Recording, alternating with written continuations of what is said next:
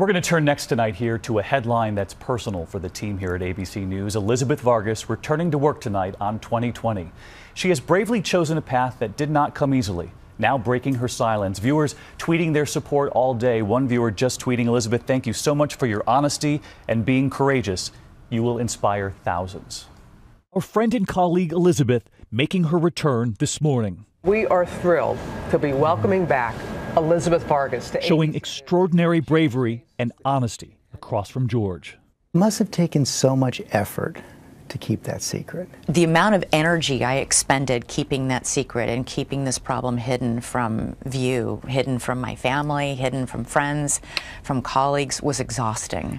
And when Elizabeth took time off to get help, her private battle suddenly became a very public one. I didn't choose to go public with this. Somebody else made that decision for me. But in hindsight and in retrospect, maybe it's a blessing because it relieves me of that secrecy and that burden of walking around through life living behind a facade, which is what you do. She says the alcoholism stems in part from another struggle, one that has shadowed her since her childhood, growing up in a military family. Severe, crippling anxiety that set in the day her father was called to duty in a faraway war. My dad went to Vietnam when I was 6 years old, and I had panic attacks every single day when my mom would leave for work. Her mother told me she remembers that panicked little girl. Did you see the anxiety attacks as a little girl? Yes, I clearly saw them.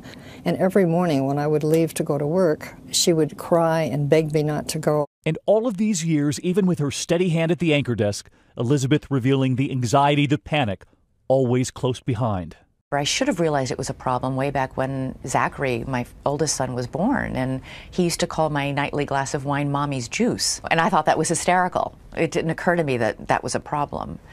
And it didn't really get to be a huge problem until the last few years. And later tonight on 2020, she takes the viewers through her very personal struggle, hoping it will now help others. It's always embarrassing to have the entire world know your deepest, darkest secret. And yet, I think in the long term, it will be ultimately a blessing because I can be free about it. And I hope you'll join me in welcoming Elizabeth back just a little later here on ABC's 2020. More of her journey. Very brave, Elizabeth.